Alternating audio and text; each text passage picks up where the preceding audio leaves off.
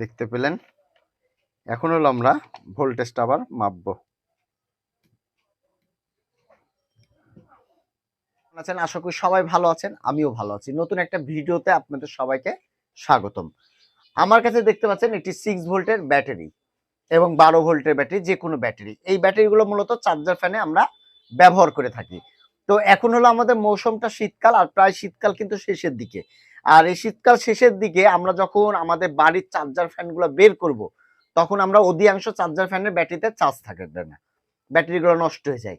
তো আসলে এই 6 ভোল্টের ব্যাটারি বা 12 ভোল্টের ব্যাটারিগুলো যদি নষ্ট হয়ে যায়, নষ্ট বলতে কিরকম, এটা চার্জিং বসে গেছে, আপনি চার্জার ফ্যানটা দীর্ঘ ৮ ঘন্টা ১০ ঘন্টা দিচ্ছেন, তবু আপনার ব্যাটারিতে চার্জ উঠছে না।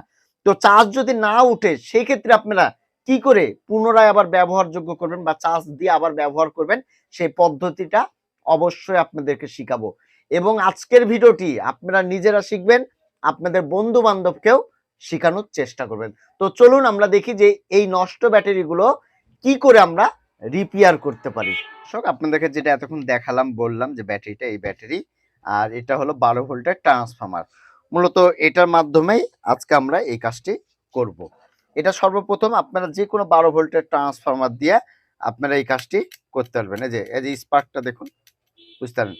এখানে আপনাদেরকে যে কাজ করতে হবে, এইখানে আর এখানে লাইন কিছুক্ষণ এরকম স্পার্ক করতে হবে। আপনারা একবার দিয়ে থুবেন না, এরকম করে দিয়ে থুবেন না। আমি এটা সিরিজ লাইনে করছি, ডাইরেক্ট যদি দিয়ে থন তাহলে এই সেলটা খুব দ্রুত গরম হবে, সমস্যা করবে। আপনারা এরকম করে ঠেকাবেন, কিছুক্ষণ করে থুয়ে দিবেন, এরকম করবেন। করার পরে আপনারা দেখবেন যে আসলে আপনাদের যে ব্যাটারিটা চার্জে উঠেছে কিনা। আমি একটু দিই, দেখুন এখানে আমাদের দেখাচ্ছে 5. দেখুন 5.333। এবার আমরা আরেকটু দিব, দিয়ে দেখেন কত উঠে।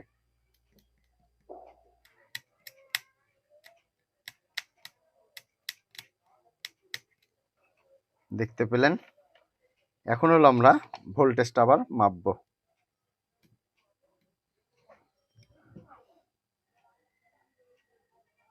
দেখুন ভোল্টেজ আমাদের উঠছে কিন্তু 40। দেখুন দেখুন এরকম করে কিন্তু আমাদের ভোল্টেজটা দেখুন, এই যে